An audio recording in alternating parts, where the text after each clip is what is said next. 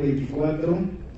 Hoy tenemos la presencia del ingeniero Walter Nava Figueroa, catedrático de la Academia de Vías Terrestres. Un fuerte abrazo, gracias. Me voy a permitir dar una breve semblanza del maestro Walter. Es profesor de tiempo completo de la ESE Zacatenco a nivel de licenciatura. Cuenta con 10 años como profesor investigador en la COFA, asesor de la Comisión de Transporte en la Asamblea de Representantes de la Ciudad de México, año 2005, ingeniero civil de la ESIA, ingeniero especializado en transporte urbano, egresado del Centro de Innovación Tecnológica del IPN, maestro en Ciencias, especialidad hidrocarburos, egresado de ESIA, Unidad Ciencias de la Tierra. Es licenciado en Biblioteconomía, egresado de la Escuela Nacional de Biblioteconomía y Archivonomía de la SEP. Cuenta con un diplomado en Matemáticas por la UNAM y es supervisor de avance de obras en diversas constructoras privadas. Y lo más importante, tiene 50 años de profesor en el IPN. Le damos la bienvenida al profesor Walter Nava Figueroa, que nos impartirá su conferencia Métodos Matemáticos Aplicados en la Ingeniería de Tránsito. Le damos un fuerte abrazo al maestro Nava nuevamente, por favor.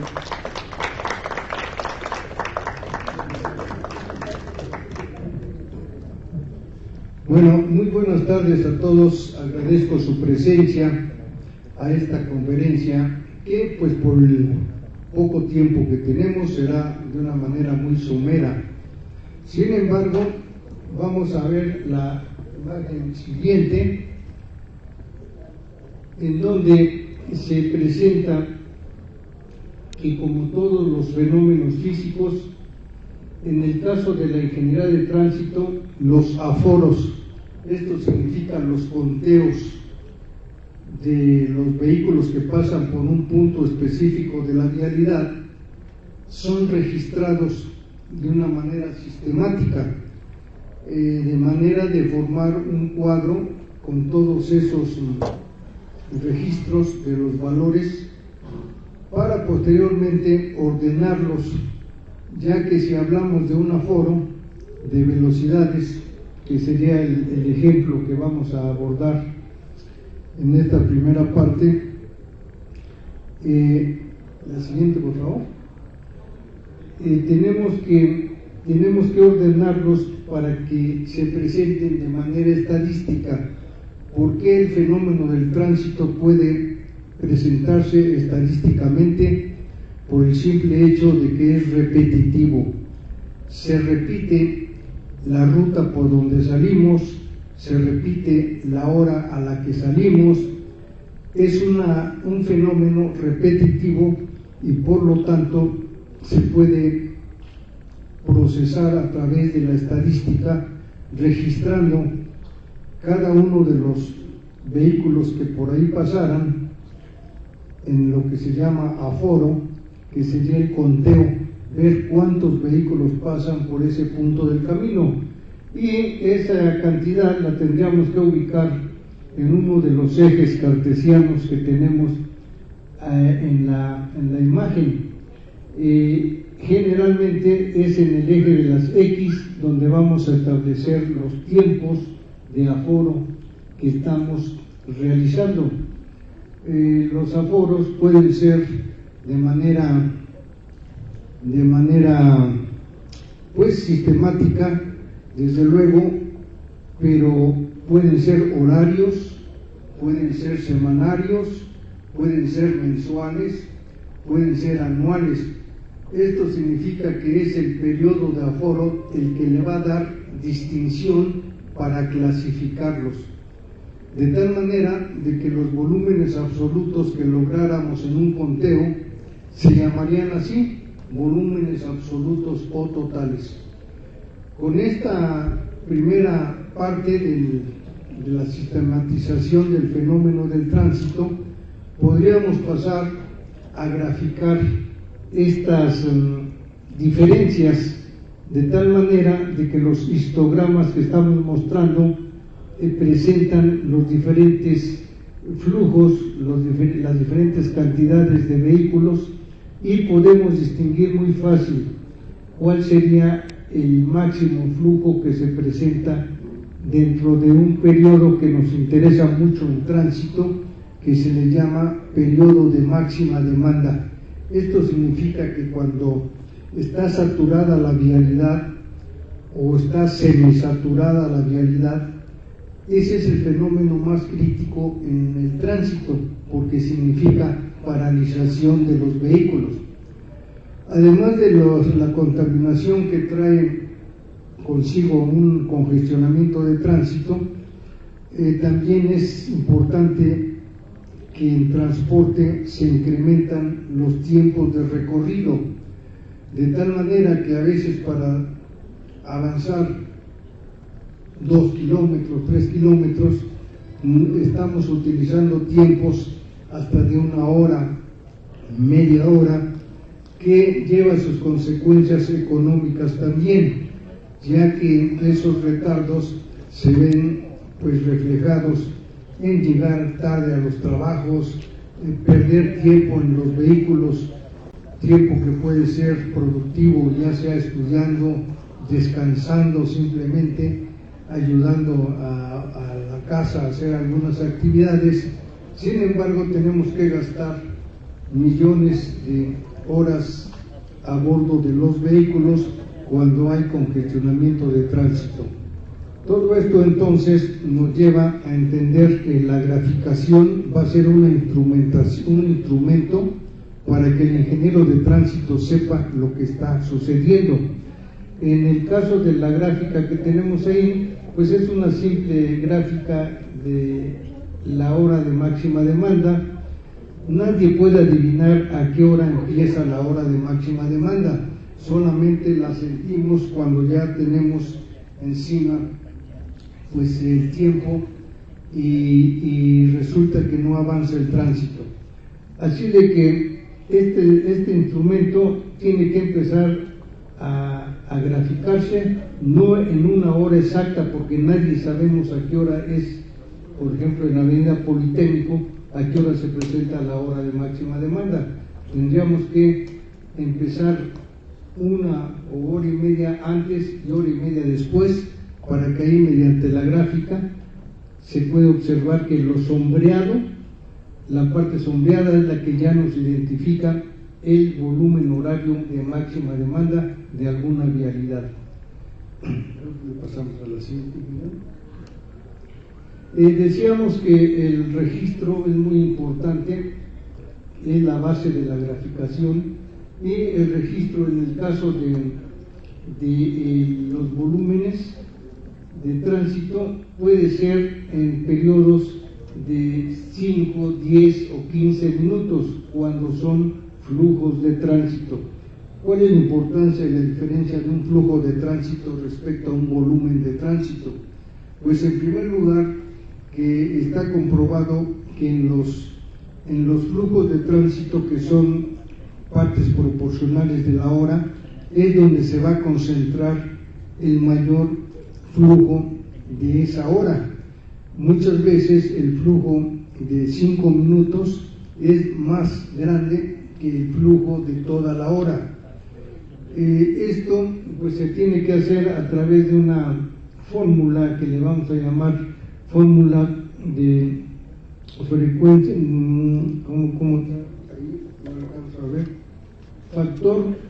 factor horario de máxima demanda. Es la fórmula que vamos a utilizar, y nos dice que es el volumen de la hora de máxima demanda dividida entre una letra n, que va a depender del periodo de aforo que hagamos. Si es un periodo de cada 15 minutos, como es el registro que está acá a la derecha, pues entonces tendríamos una graficación de cada 15 minutos, lo que va a registrarse en ese punto del camino cada 15 minutos. Entonces ya la simbolización del fenómeno está dado en una fórmula que evidentemente tiene su sustento matemático, pero para nosotros la aplicación es lo importante, la aplicación de los modelos que ya están deducidos pues por matemáticos y estadísticos. Para nosotros como ingenieros solamente hay que saber aplicar la fórmula. Al siguiente, por favor, compañero. Esta ya es otra aplicación de otro nivel porque es una aplicación cuantitativa. Son los estudios de velocidad. Aquí podemos obtener la velocidad de proyecto, un equivalente al 98 percentil. O sea que quienes ustedes creen que es a simple vista el actual método para saber cuál es la velocidad de proyecto, pues no. Actualmente, desde el año 2000 hacia acá, ya se utilizan estos modelos y uno de ellos precisamente es para determinar el 98 percentil, entendiendo que los percentiles son medidas de posicionamiento de un valor. Por ejemplo, una velocidad promedio respecto al conjunto total de velocidades en una muestra de tránsito. Para hacerlo más claro, podríamos aquí sacar un percentil, el percentil 85. ¿Qué significa? Que si todos diéramos nuestras edades, seguramente podemos estratificarlas del mayor hacia el menor. Y en ese caso, el percentil 85 sería el que está, cualquier valor que sea el 85, pero hacia abajo está el resto del conjunto. Vamos a pasar a ver la técnica de los percentiles, que no es ese ingeniero. A ver, es para adelante. Bueno, son cosas que nos pueden. A ver, el siguiente. Ahí está. Aquí tenemos una muestra de que los percentiles no es otra cosa que la interpolación de valores en 3 columnas. Donde está la primera que dice intervalo de clase, se refiere a que, como decíamos al principio, se registran los datos, se ordenan los datos, sobre todo las velocidades van a salir todas dispersas. Si tenemos un lector de velocidad, aún así no lo va a ordenar, sino de que nos lo va a dar. Unos van a 50 kilómetros por hora, otros van a 80, otros van a 75. Va a haber una diversidad de tal manera de que hay que ordenar todos esos registros de velocidad que se hicieron, hay que ordenarlos para poder procesar. ¿Qué es lo que se tiene que hacer después de ordenarlos? En este caso, de mayor a menor, se tiene que agrupar. El agrupamiento, ¿en qué consiste? Su nombre lo dice, formar grupos. Los grupos van a ser bajo una fórmula también estadística, en donde nos recomiendan que si son de 100 a 1000 el tamaño de la muestra, en ese caso tendríamos que formar de 10 a 11 grupos.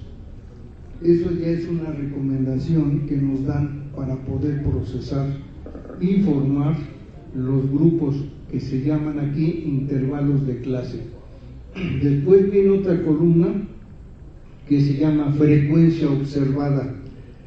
Quiere decir que lo que estamos mirando, cada vehículo con su velocidad respectiva, eso es la frecuencia observada. ¿Cuántos pasaron a 30 kilómetros por hora? ¿Cuántos pasaron a 90 kilómetros por hora? ¿Cuántos a 50 kilómetros por hora?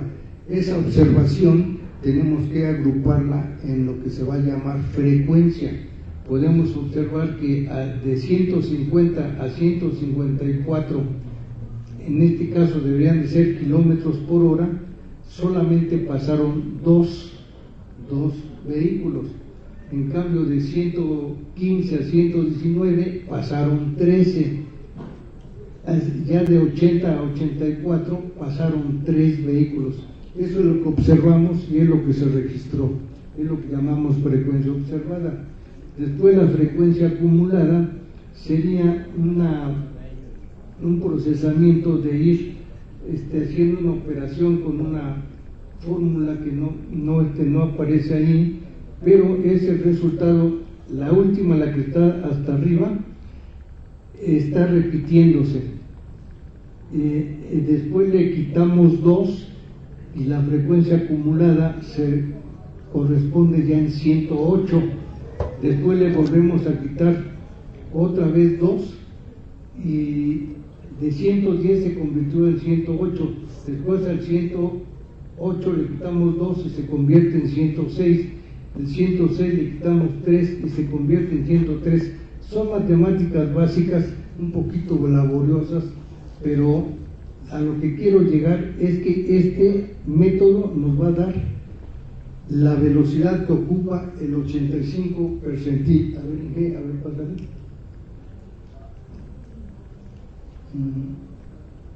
Bueno, no, atrás, ya lo digo verbalmente mejor. Sí. Bueno, ahí ya hay una fórmula, digo una gráfica, que es la de la derecha, en donde se ve la frecuencia acumulada relativa. Tiene su fórmula para hacer este cálculo, pero ya nos podemos ver que en el eje de las X se van a poner nuevamente los horarios del aforo, y en el eje de las Y, en el eje de las X están las velocidades en kilómetros por hora, y en el eje de las Y van a estar las frecuencias acumuladas relativas. Este ordenamiento viene de la tabla anterior que vimos, pero lo importante aquí para tránsito es que el P98, que en este caso pertenece a 75 kilómetros por hora, ese es el percentil 98 y equivale a la velocidad de proyecto que se tiene que proyectar. Esto entonces es un procedimiento para que se establezca una velocidad de proyecto para que el ingeniero le dé la forma geométrica correspondiente, pero al percentil 98, que es 75 kilómetros por hora. En cambio hay otro percentil ahí, el 98 es el del proyecto de la velocidad. El 85 es para señalizar la carretera. Quiere decir que hay muchos conductores que se exceden en la velocidad que está marcándoles la señal en la carretera. Considerando pues que algunos conductores van distraídos o X, se le va a dar una tolerancia, porque la geometría de la carretera va a estar en el percentil 98, que sería 75 kilómetros por hora. Pero para la concurrencia que está manejando, tan solo se le va a decir que es el 68.5 kilómetros por hora. Esto es el percentil 85. Así, si alguien no obedece la señal de velocidad máxima, pues tenemos chance de salvarlo, porque la geometría realmente corresponde a una velocidad más alta. Después tenemos el percentil 50, que sería la velocidad media. La media es muy importante aquí en estadística, porque es el punto que representa al conjunto de todos los valores. Más adelante tenemos por ahí una fórmula para ver la importancia. Y finalmente tenemos el P subíndice 15, que sería la velocidad mínima a la que puede circularse en esa carretera. Yo creo que pasamos a la siguiente. Esta es la que ya es la que iba antes.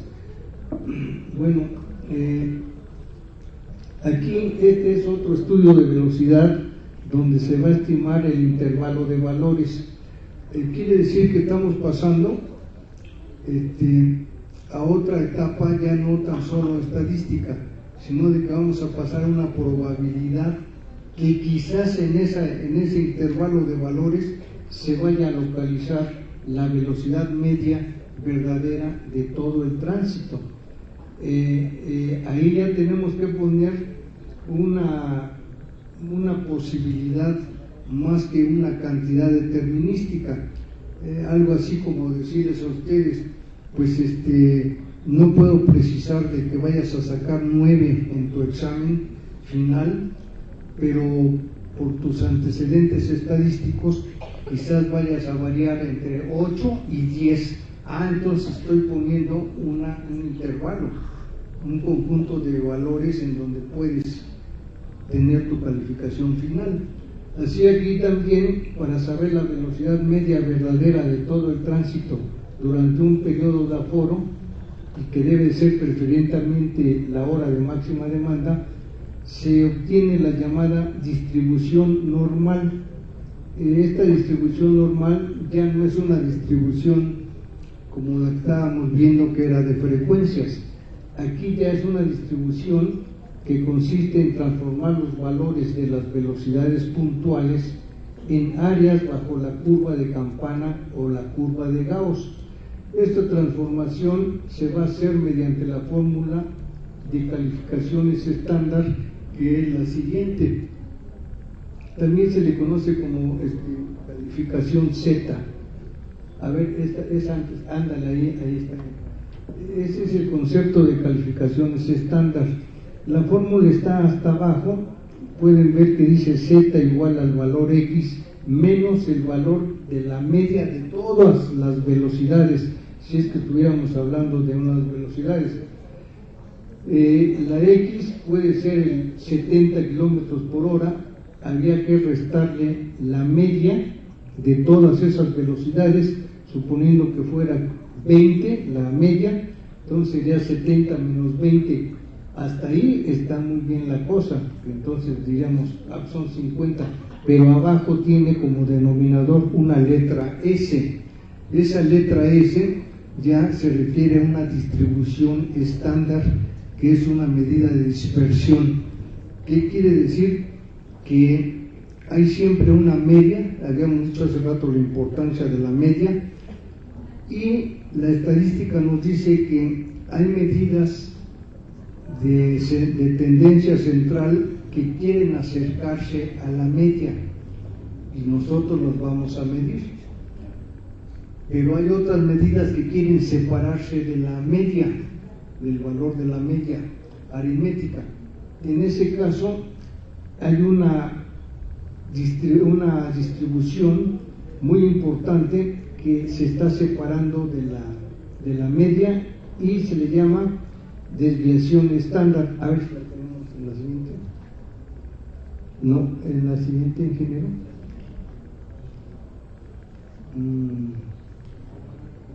Bueno, nos regresamos entonces. La desviación estándar sería otra entidad. A ver, ingeniero, pásale a ver si porque es importante ver la desviación estándar. Es la letra S.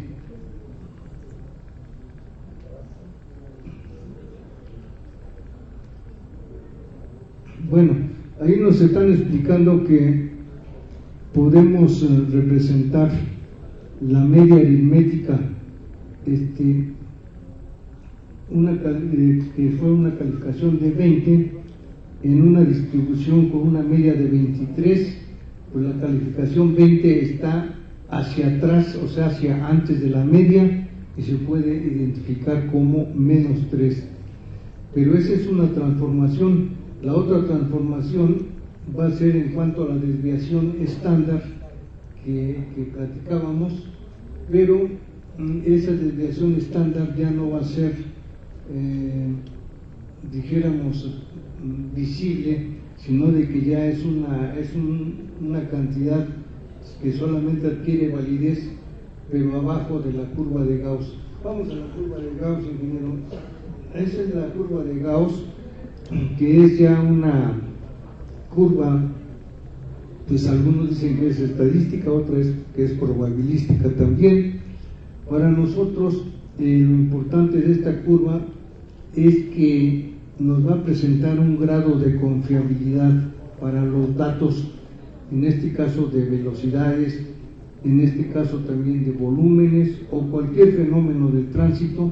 Podemos darle una distribución normal. Esto que vemos ahí es una distribución normal. Su característica es que ya no tiene los números que conocemos, los números naturales, sino de que es un número central que se llama media y siempre va a valer 0. Hacia atrás de la media va a haber un -1, -2 y -3, pero ya no tienen significado numérico, sino de que se está refiriendo a desviaciones respecto a la media. Quiere decir que una desviación es una simple resta aritmética, en donde el valor de la variable x le vamos a restar el valor de la media de todas las velocidades en este caso, y ese valor se le va a llamar desviación. Así le nombraron los creadores de esa operación. Pero entonces, viendo la gráfica, vemos que hacia atrás del 0, o sea de la media, hay -1, -2 y -3 desviaciones. Cada una de las desviaciones va a tener una área bajo la curva de Gauss, porque aquí ya no se va a medir, como decíamos, numéricamente a partir del 0, 1, 2, 3 hasta el infinito, sino de que aquí ya es el 0 hacia atrás y el 0 hacia adelante en calidad de desviaciones estándar. Quisiera decir nada más, finalizar esta parte de la gráfica diciendo que es forzoso por construcción geométrica que siempre complementemos. Si por ejemplo es una desviación estándar hacia atrás, sería 34.13% de la gráfica, o sea del total del área bajo la curva de Gauss, pero habría que sumarle el 34.13 forzosamente hacia adelante, de tal manera que cuando es una desviación estándar, el área va a ser de 68.26. Eso ya no lo podemos mover, eso ya está dado en la curva de Gauss. Y todo, podríamos decir, bueno, ¿cómo vamos a sacar las famosas desviaciones? Entonces, a ver, vamos a verla. Aquí tenemos algo que viene en el libro de Ingeniería de Tránsito del ingeniero Rafael Cali Mayor, que es el mejor libro que tenemos en México sobre estos temas. Sin embargo, tiene también algunas lagunas que en mis cursos trato de subsanar. Pero aquí tenemos ya una curva que dice la distribución normal y los niveles de confiabilidad. Aquí nos está diciendo que hay una área abajo de la curva. Si podemos observar, no está ocupándose el total del área bajo la curva, se ocupa una porción. ¿A qué equivale esa porción? A que antes de la media, que en este caso está representada como 0, hacia antes hay una velocidad media temporal menos una desviación estándar. Vemos que no está coincidiendo el sombreado con -1, quiere decir que está todavía más atrás, quizás está en 1.5. ¿Qué es lo importante de aquí, de la posición de la desviación, de la desviación que esté bajo la curva? Es el concepto de confiabilidad respecto a cómo estamos manejando los datos. Quizás hacia adelante podamos ver un poquito más claro. Aquí es lo que nos dice la aplicación en ingeniería de tránsito, fundamentándonos en la gráfica que acabamos de ver. Dice: A es el área entre la velocidad media temporal menos la letra K multiplicada por la desviación estándar. ¿Qué significa esto? Que vamos a lograr un intervalo de valores. Si estamos hablando de velocidades, entonces tendríamos que tener un intervalo que sería de velocidad media temporal menos K por S, y ese segmento ahora va hacia adelante porque es velocidad media temporal más K por S. ahí está ya diciendo, K es el número de desviaciones estándar correspondiente al nivel de confiabilidad deseado. A es el área bajo la curva normal o nivel de confiabilidad. Con otros valores de la constante K y los niveles de confiabilidad como pendientes correspondientes se presentan en la tabla 9.6. De acuerdo al anterior, pueden decirse que 68.3% de todas las velocidades están comprendidas entre el intervalo 57.6 más menos 8.28, y eso sería lo que dice arriba la fórmula: velocidad media temporal menos K por S. Había que ver la letra K cuánto vale. A ver si lo tienes ahí, ingeniero. Mira hasta dónde apareció la fórmula de la desviación estándar. Esta es la fórmula de la desviación estándar. En el numerador tenemos la sumatoria de la frecuencia observada multiplicada por la velocidad en este caso I, que sería el valor del primer vehículo, valor del segundo vehículo, valor del vehículo N, pero cualquiera que sea ese vehículo, esa velocidad de ese vehículo, hay que restarle la velocidad media y después elevarlo al cuadrado. Se divide finalmente entre N menos 1. Después viene la factorización de esa misma fórmula y adquiere la forma que está abajo, que es la que se aplica en ingeniería de tránsito. Todo se refiere a las velocidades que salieron del aforo, y la F, decíamos, es la frecuencia con que se repiten esas velocidades. Esta fórmula que está abajo es para datos agrupados, porque habíamos mencionado que en un conteo, en un aforo, siempre va a haber dos tipos de datos: los datos agrupados y los datos no agrupados. En este caso es para datos agrupados, por eso es que esa fórmula multiplica frecuencia por la velocidad del vehículo I, la frecuencia I para el vehículo I, con la velocidad del vehículo I. Bueno, esta fórmula de la S es la que habíamos mencionado, que se tiene que calcular. Hay que llenarla pues con los datos del aforo, de las velocidades que hayamos obtenido en el aforo. Adelante.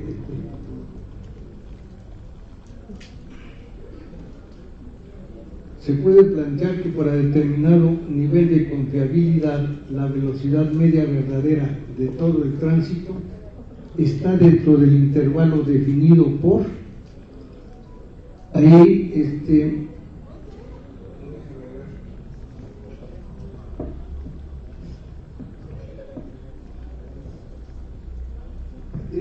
es velocidad media temporal más menos la letra K por la letra E, y aquí está el significado de cada uno de las variables que intervienen. Ya es importante que veamos que esta letra K es la confiabilidad, y la confiabilidad se obtiene de acuerdo a la fórmula de la letra Z. La letra Z, a ver si la tenemos. No. Bueno, la letra Z, habíamos dicho que tiene su fórmula, que es Z es igual a X menos X media dividido entre S. Es una fórmula que solamente la podemos hacer válida con el... Ándale, ahí está. Esta es la calificación Z. Entonces, lo que tendríamos que poner, si mi velocidad a la que quiero calcular la calificación Z fuera 60 kilómetros por hora, tengo que restarle la media de todas las velocidades.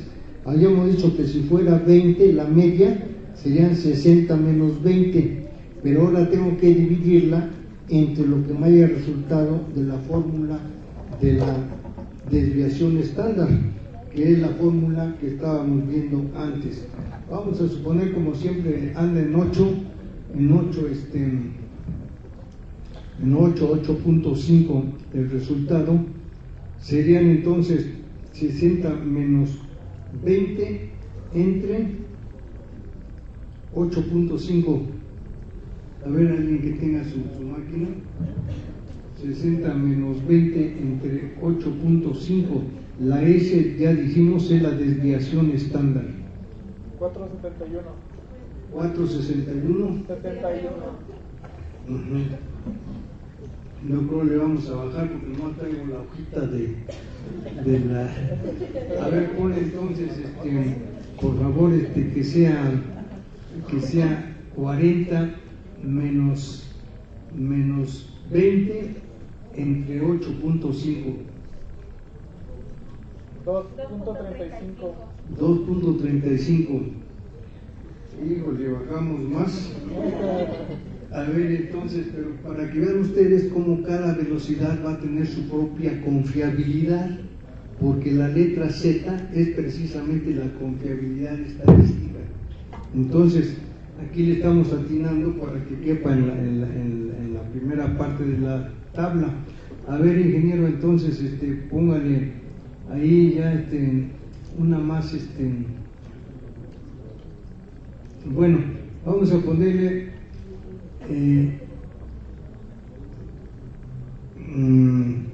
si fuera 1, a ver, ahí está, dice velocidad media temporal menos una desviación estándar. Quiere decir que el número 1, de acuerdo a la tabla estadística que se llama proporciones de área bajo la curva normal, el número 1 aquí corresponde a 34.13, o sea, 0.3413 más 0.3413, que sería hacia adelante y hacia atrás de la media. Pero la confiabilidad es 1.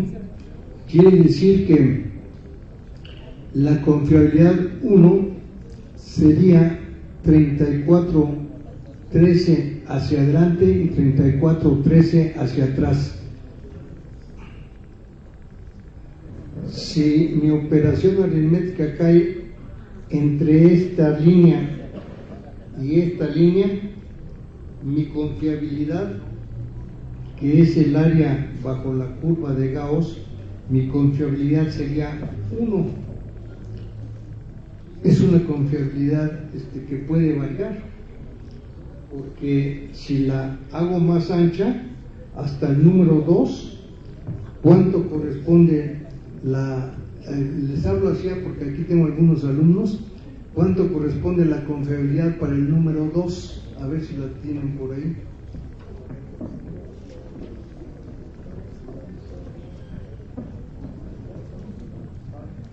Aclarando que el 2 ya sería todo el área desde aquí, desde velocidad media más 2 desviaciones estándar, hasta velocidad media menos 2 desviaciones estándar. El área bajo la curva, cuando la confiabilidad es 2, es todo ¿Cuánto sería el área?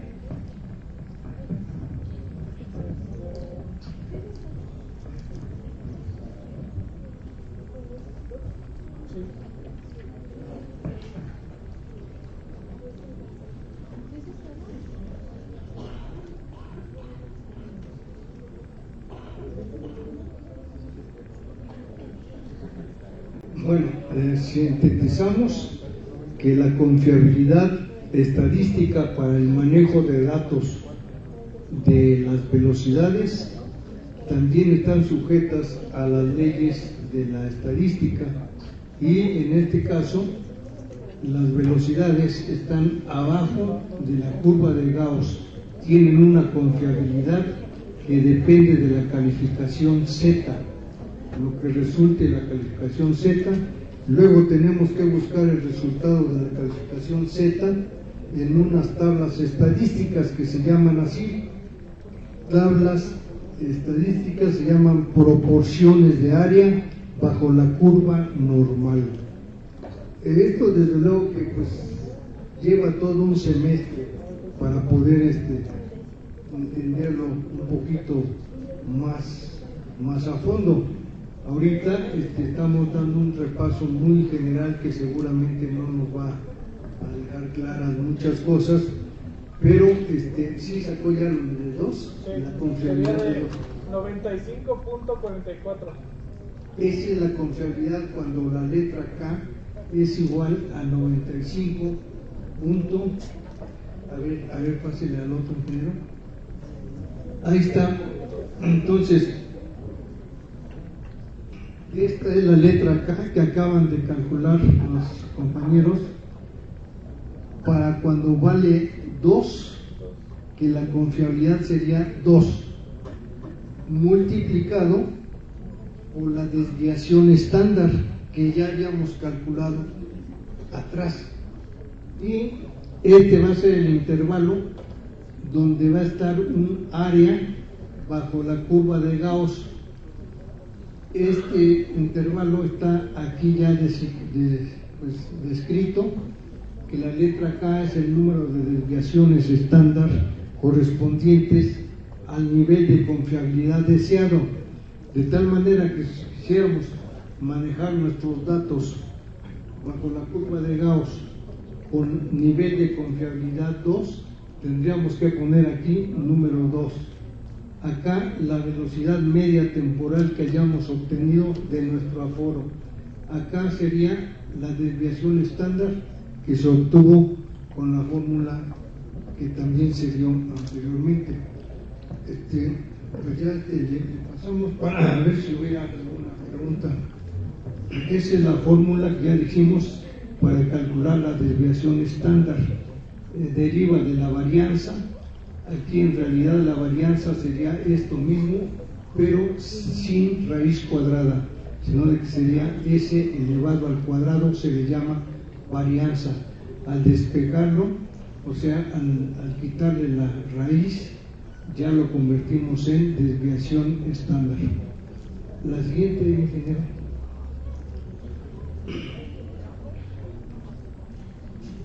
Bueno, ahí está ya el final, ¿no? El nivel de confiabilidad, la velocidad media verdadera de todo el tránsito está dentro del intervalo definido por. Es un intervalo de valores que se va a estar obteniendo con estas fórmulas. Yo creo que le pasamos a la parte última, que es la regresión matemática. Esta todavía no la ven mis alumnos, ya lo demás ya se les enseñó. Esta es la parte final con la que vamos a terminar el semestre. Es el cálculo de volúmenes de tránsito futuros por el método regresión lineal simple o método de los mínimos cuadrados. ¿A qué se refiere? Que nos vamos a apoyar en la fórmula ya conocida de la ecuación lineal. Apenas si se alcanza a ver aquí, sería Y subíndice I igual a A más B por X. Es la fórmula que nos dan de la línea recta, la ecuación lineal, y es la que vamos a usar aquí. Nos está diciendo que en este caso ya no tiene nada que ver la distribución normal, ya la curva de Gauss no tiene nada que ver aquí. Esto ya es otro tipo de procedimiento. Consiste en que habíamos comentado el eje cartesiano de vertical va a tener una función y el eje horizontal va a tener otra función. Se tiene que empezar, a ver si el otro nos lo muestra. Ahí está. Estos puntos que se ven aquí están ubicados en el eje cartesiano, tanto el vertical como en el horizontal, pero en realidad significan que son puntos que aparecen realmente como velocidades.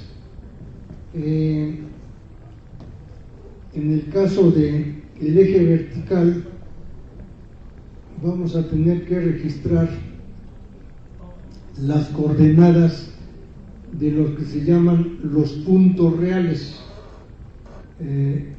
la X y la Y. Dice donde representa el intercepto, método limitador, dice que para n valores observados, la suma de los cuadrados. Bueno, pues sí, entonces si tenemos nosotros una velocidad en el tiempo, tenemos que ubicarla en el cuadro cartesiano.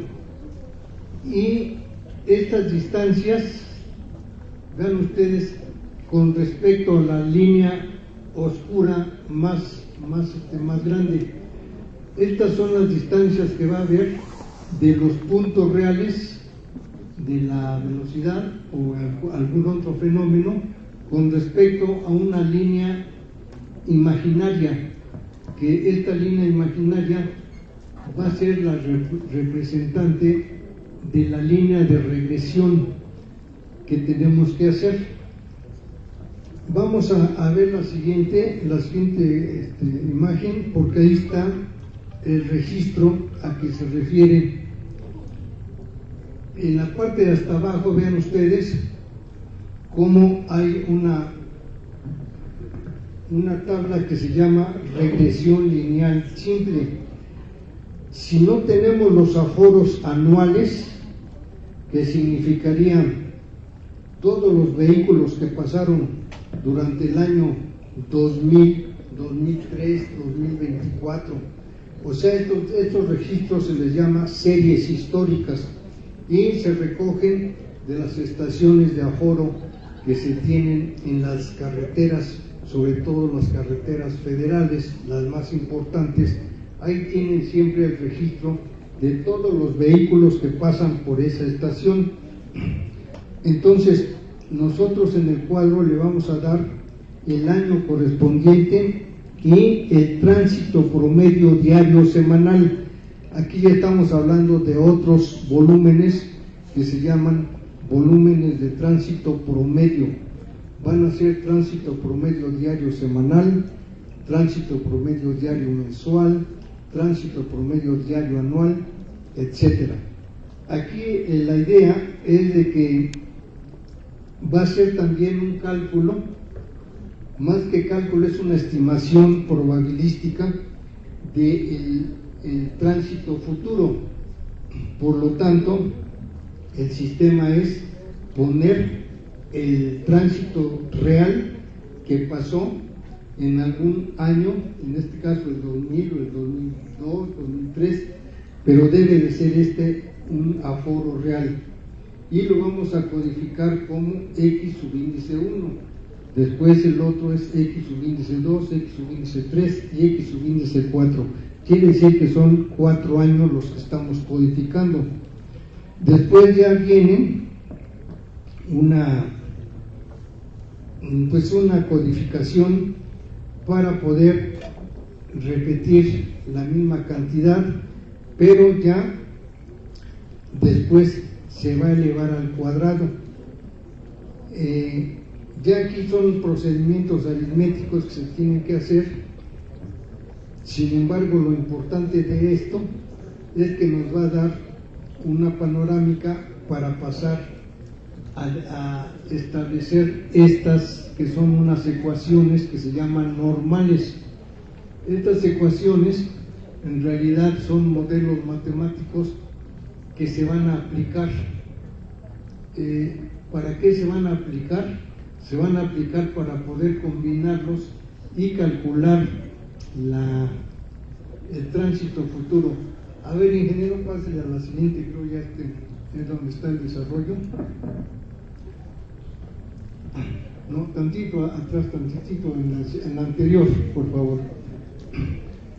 Miren, entonces, estas van a ser las ecuaciones llamadas normales.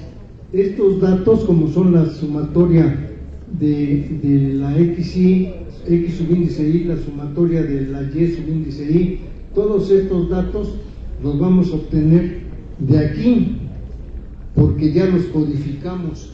Entonces, para llenar las ecuaciones, vamos a obtener los datos del registro histórico y vamos a llenar nuestras ecuaciones, sobre todo esta y esta, que son la segunda ecuación normal, la primera ecuación normal, y esta tercera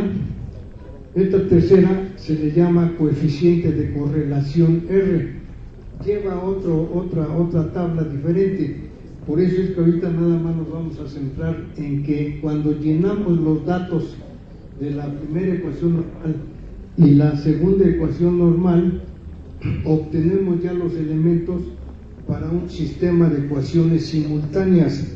Ese sistema de ecuaciones simultáneas tenemos que resolverlo para obtener finalmente la ecuación que va a representar cada uno de los años. Aquí está ya la solución del sistema de ecuaciones simultáneas. Estos son los valores. Por lo tanto, la ecuación 834, la expresión de la recta de regresión es, vean ustedes cómo utilizamos la A, utilizamos la B y dejamos una X que va a ser la variable que vamos a ir sustituyendo de acuerdo a las necesidades del año que queramos calcular, de tal manera de que este X1 si es real, tiene los datos reales, y este es la cantidad de vehículos por día que se obtiene dentro del modelo. El siguiente año, el 2, también acuérdense que era real. El tercero y hasta el cuarto tiene datos reales. El problema es que ya el 5, 6, 7, 8, etcétera, ya no tenemos los datos, ya solamente nos vamos a basar en la pendiente que lleve la recta real, la que se formó con datos reales. Va a tener una pendiente, y esa es la pendiente que vamos a aprovechar para poder ir sustituyendo en nuestras ecuaciones ya a futuro.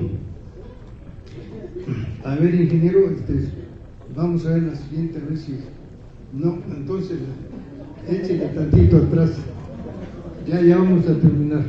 Entonces está un poquito borroso también, no sé si sean mis ojos, pero ya la idea aquí es básicamente sustituir la letra X de la ecuación.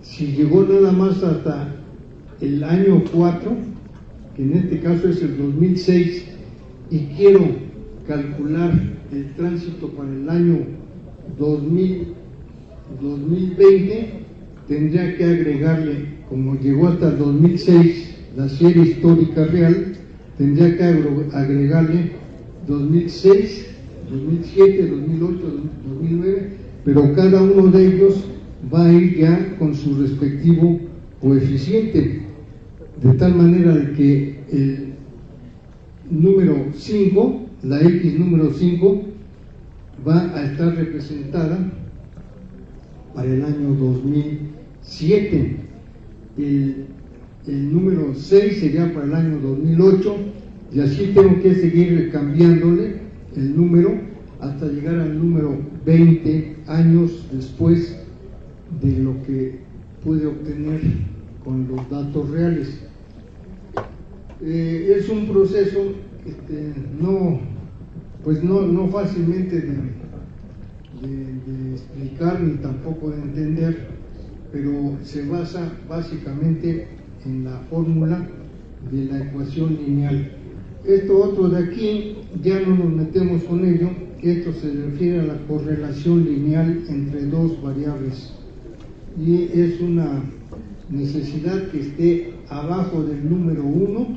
Si se pasa del 1, quiere decir que estamos con datos mal procesados. Pues ya si gustan hacer alguna pregunta concreta, intentaré con gusto corresponderles.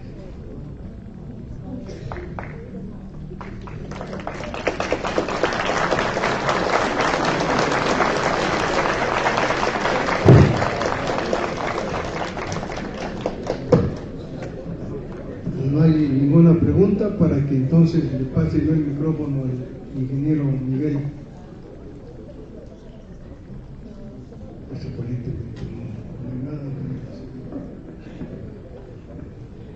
Bueno, pues muchas gracias a todos por estar presentes en esta grata conferencia del maestro Walfre. Una información matemática que los que estamos en séptimo semestre ya sabemos que nos sirve mucho para el diseño de pavimentos, cuando tenemos que establecer aforos en un camino. Lo estamos haciendo por estos métodos, los que nos explicó el día de hoy el maestro Walfre. Hay problemas de tránsito, cómo prevenirlo, cómo poder sacar esos programas que nos dan una posible problemática y tratar de resolverlo, ¿sí? Parte de ello en lo que presentó hoy nuestro maestro de vías terrestres. Estaba el maestro Mundo, pero tiene un compromiso ahorita en dirección, así que me voy a permitir, maestro, entregarle a usted un reconocimiento. Me lo voy a permitir leerlo.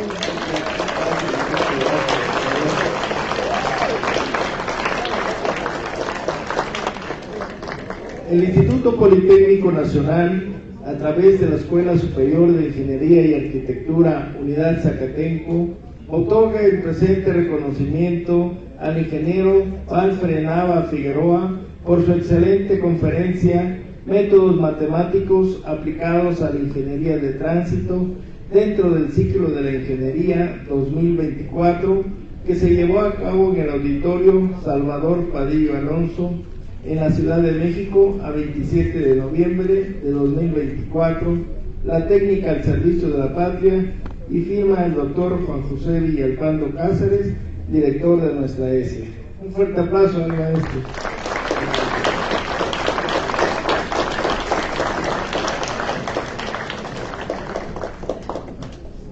Les agradecemos a todos su presencia. Y el día de mañana continuamos con nuestro ciclo de conferencias. Por favor, los felicitamos cordialmente. Muchas gracias.